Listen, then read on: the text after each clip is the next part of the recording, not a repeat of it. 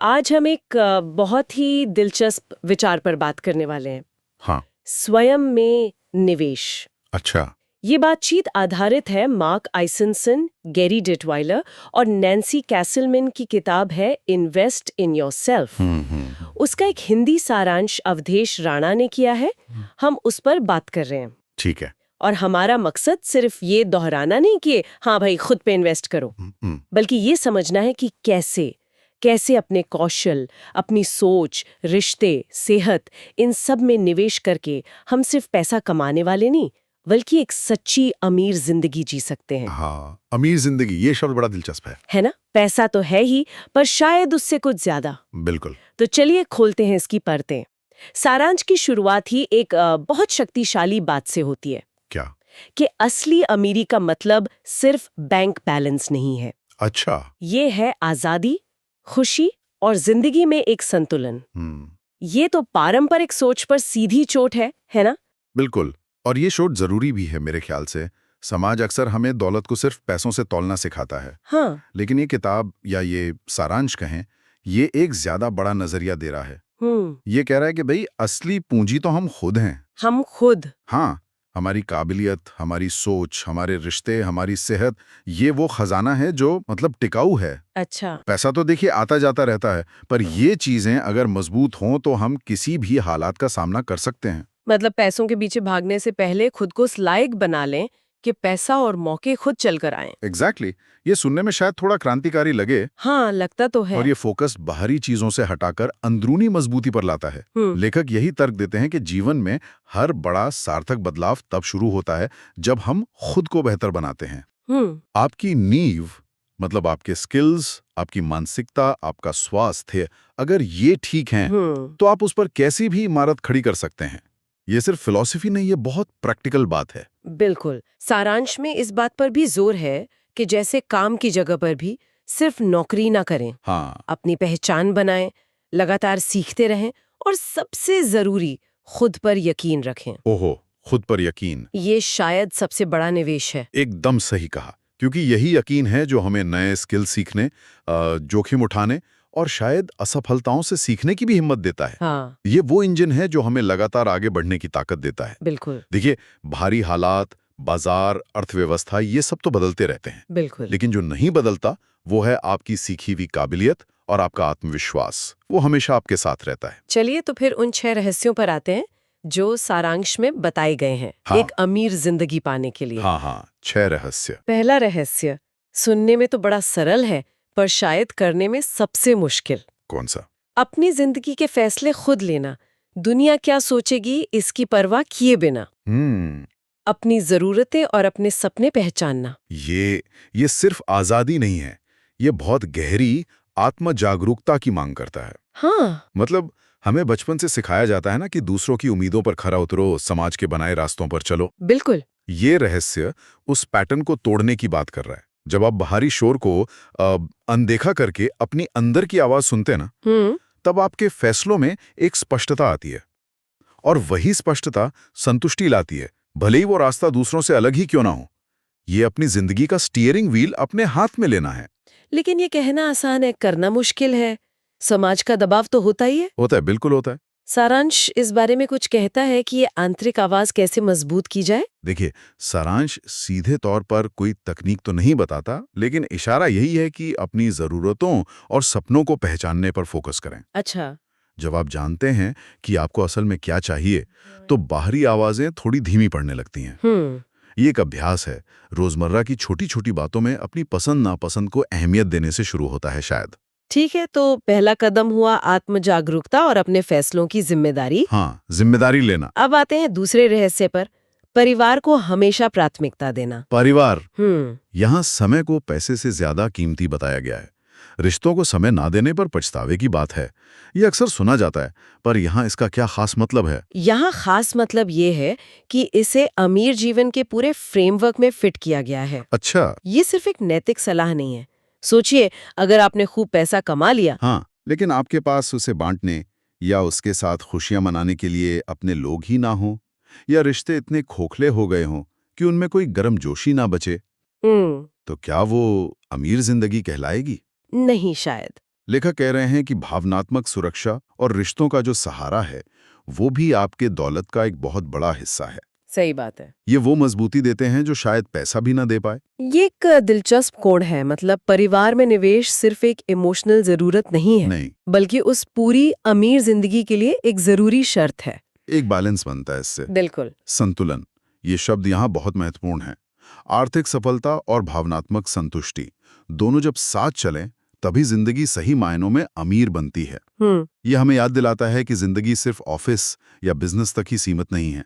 रिश्तों को सींचना भी उतना ही जरूरी है जितना अपने करियर को। और इसी से जुड़ा है शायद तीसरा रहस्य। हाँ, अपने काम को, चाहे वो नौकरी हो या अपना बिजनेस, एक बिजनेस की तरह ही समझना। अच्छा, अपने काम को। हाँ, अपनी मेहनत, अपने आइडियाज उसमें लगाना और लगातार नए स्किल सीखना। यहाँ फिर से स्किल पर जोर है। हाँ हाँ, ये बात बार बार क्यों आ रही है? क्योंकि स्किल ही वो करेंसी है जो आज के दौर में सबसे ज्यादा चलती है। जब आप अपने काम को सिर्फ ड्यूटी की तरह नहीं देखते बल्कि अपने पर्सनल एंटरप्राइज की तरह देखते हैं तो आपका नजरिया बदल जाता है। Personal enterprise. हाँ, आप सिर्फ काम खत्म नहीं करते, आप वैल्यू बनाने की कोशिश करते हैं। आप सोचते हैं कि मैं इसे और बेहतर कैसे कर सकता हूँ, मैं नया क्या सीख सकता हूँ जिससे मेरी कीमत बढ़े। हाँ, ये मानसिकता आपको कर्मचारी से उद्यमी बना देती है, भले ही आप किसी कंपनी में काम कर रहे हो। लेकिन क्या ये हर किसी के लिए मुमकिन है? मान लीजिए कोई एक बहुत रूटीन जॉब में है जहां ज्यादा क्रिएटिविटी की गुंजाइश नहीं, वो अपने काम को बिजनेस की तरह कैसे समझे? देखिए, ये मानसिकता पर सवाल ज्यादा है, काम की प्रकृति का उतना नहीं। अच्छा। रूटीन जॉब में भी आप अपनी एफिशिएंसी कैसे बढ़ा सकते हैं? क्या आप प्रोसेस को बेहतर बनाने का कोई सुझाव दे सकते हैं? क्या आप अपने सहकर्मियों की मदद कर सकते हैं? क्या आप अपनी इंडस्ट्री के ट्रेंड्स पर नजर रख रहे हैं? ये सब अपने प्रोफेशनल बिजनेस में निवेश करने जैसा ही है। लगातार सीखना और खुद को अपडेट रखना, यही कुंजी है। सही है। इससे आप किसी भी अनिश्चितता का सामना करने के लिए बेहतर तैयार रहते हैं। आपकी नौकरी जा सकती है, पर आपका स्किल और आपकी सीखने की क्षमता आपसे कोई नहीं छीन सकता। समझ गई। ये सोच का दायरा बढ़ाने वाली बात है। अच्छा, अब चौथा रहस्य जो काफी व्यवहारिक लगता है, कमाए हुए पैसों का सही इस्तेमाल करना, फालतू खर्चों से बचना, बजट बनाना और जरूरत की चीजों में ही पैसा लगाना। ये तो हम सब सुनते आए। इसमें नया क्या है? नया शायद इसके पीछे का इरादा है। ये सिर्फ कंजूसी करने की सलाह नहीं है। अच्छा। ये अपने पैसों को इज्जत देने की बात है। जब आप मेहनत से पैसा कमाते हैं तो उसे सोच समझकर खर्च करना, उस मेहनत का सम्मान करना है ना? हाँ, ये बात तो है। बजट बनाना या खर्चों पर लगाम लगाना आपको नियंत्रण देता है, और ये नियंत्रण उस आजादी का हिस्सा है जिसकी बात अमीर जिंदगी में की गई है। अच्छा, नियंत्रण और आजादी। हाँ, जब आप जानते हैं कि आपका पैसा कहाँ जा रहा है और क्यों जा रहा है तो आप ज्यादा शक्तिशाली महसूस करते हैं। ये पैसे को अपने लक्ष्यों तक पहुंचाने का एक साधन बनाने की कला है, ना कि उसे बेवजह उड़ा देने की। मतलब पैसे का प्रबंधन सिर्फ जरूरत नहीं, बल्कि ये आत्मसम्मान और स्वतंत्रता से भी जुड़ा है। बिल्कुल। ये एक मजबूत कनेक्शन है। अच्छा, अब आते हैं पांचवें रहस्य पर, जो मुझे सबसे ज्यादा चौंकाने वाला लगा। हाँ, कौन सा? कर्ज को बोझ नहीं, बल्कि एक निवेश की तरह देखना। कर्ज। हाँ, ये कैसे मुमकिन है? हमें तो हमेशा कर्ज से दूर रहने को कहा जाता है। यहीं पर वो रणनीतिक शब्द महत्वपूर्ण हो जाता है।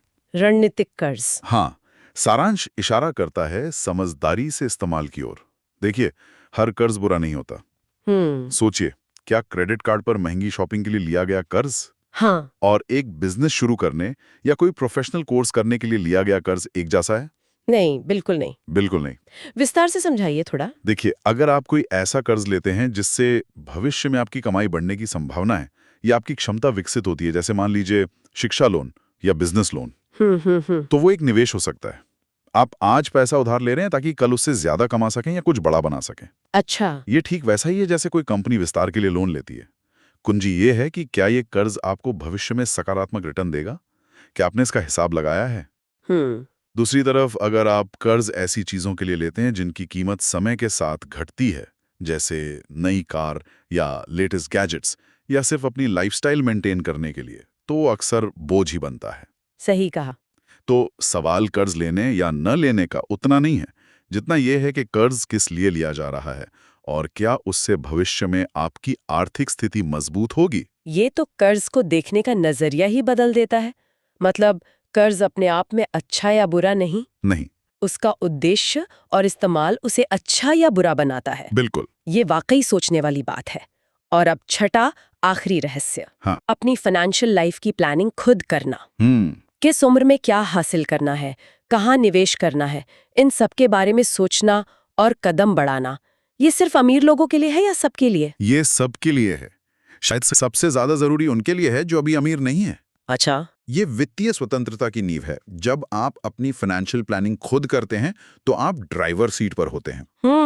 आप सिर्फ पैसा बचा नहीं रहे होते, आप अपने जीवन के लक्ष्यों को परिभाषित कर रहे होते हैं। घर खरीदना, बच्चों की पढ़ाई, रिटायरमेंट, और फिर उन लक्ष्यों तक पहुंचने का रास्ता बना रहे होते हैं। एक रोड मैप की तरह। हाँ बिल्कुल। ये आपको दूसरों पर, चाहे वो फाइनेंशियल एडवाइजर हो या किस्मत हो, उन पर निर्भरता कम करने में मदद करता है। ये आत्मविश्वास देता है कि आप अपनी जिंदगी की आर्थिक दिशा तय कर सकते हैं, आप भटकेंगे नहीं। तो ये 6 रहस्य, खुद फैसले लेना, परिवार को प्राथमिकता, काम को बिजनेस समझना, स्मार्ट खर्च, रणनीतिक कर्ज और खुद प्लानिंग करना, ये सब मिलकर उस अमीर जिंदगी की तस्वीर बनाते हैं। हाँ, और इन सबके केंद्र में वो एक मूल संदेश है जिसे सारा बार बार रेखांकित करता है। क्या? तुम्हारी सबसे बड़ी पूंजी तुम खुद हो। ये 6 रहस्य असल में खुद पर निवेश करने के अलग अलग तरीके हैं। अपने दिमाग पर निवेश, फैसले लेना, सीखना; अपने दिल पर निवेश, रिश्ते; अपने काम पर निवेश, स्किल, मानसिकता; अपने भविष्य पर निवेश, प्लानिंग, स्मार्ट खर्च, रणनीतिक कर्ज। हाँ। जब आप खुद को बेहतर बनाते हैं तो बाहरी परिस्थितियां खुद ब खुद अनुकूल होने लगती हैं। ये सिर्फ पैसे कमाने की टिप्स नहीं है, ये तो जीवन जीने का एक पूरा फलसफा लग रहा है। बिल्कुल। ये बता रहा है कि बाहरी सफलता असल में अंदरूनी विकास का ही प्रतिबिंब है। जब आप खुद को मूल्यवान बनाते हैं तो दुनिया आपकी कदर करती है, अवसर आपके पास आते हैं। एकदम सही। ये एक सक्रिय नजरिया है। आप बैठकर इंतजार नहीं कर रहे कि कब लॉटरी लगेगी या कब कोई बड़ा मौका मिलेगा। हाँ, आप खुद को तैयार कर रहे हैं ताकि जब मौका आए आप उसे भुना सकें। और अगर मौका न भी आए तो आपकी आंतरिक मजबूती और क्षमताएं आपको संभाले रखेंगी। यही है सच्ची दौलत। वाकई ये सारांश एक आईने की तरह है जो हमें याद दिलाता है कि असली शक्ति हमारे भीतर ही है। बिल्कुल। हमें बस उसे पहचानना और तराशना है। हाँ। तो इन्वेस्ट इन योरसेल्फ के सारांश की हमारी इस पड़ताल से हमने देखा कि असली अमीरी का कैनवस कितना बड़ा है। बहुत बड़ा। ये सिर्फ नोटों की गड्डियों तक सीमित नहीं, बल्कि इसमें हमारे विकास की उड़ान, हमारे रिश्तों की गहराई और हमारे जीवन का संतुलन भी शामिल है। अगर सार निकालना हो तो मुख्य बातें यही हैं। अपने क्षमताओं को लगातार निखारें, अपने काम के प्रति मालिक वाली सोच रखें, रिश्तों को सींचें, पैसे के साथ अनुशासन बरतें और अपनी जिंदगी के आर्थिक फैसले खुद लें। ये सब मिलकर उस वास्तविक संपत्ति का निर्माण करते हैं जो सिर्फ पैसा नहीं बल्कि एक भरपूर और संतुष्ट जीवन है। सही। और ये याद रखना जरूरी है कि ये कोई मंजिल नहीं है। अच्छा। ये एक सफर है, एक लगातार चलने वाली प्रक्रिया है। रोज कुछ ना कुछ करना है। और इस चर्चा को यहीं रोकते हुए एक सवाल छोड़ जाते हैं आगे विचार करने के लिए। जरूर। अगर आज किसी को अपने ऊपर निवेश करने के लिए सिर्फ एक सबसे पहला कदम चुनना हो तो वो कौन सा कदम हो सकता है जिसका असर सबसे गहरा और सबसे टिकाऊ साबित हो?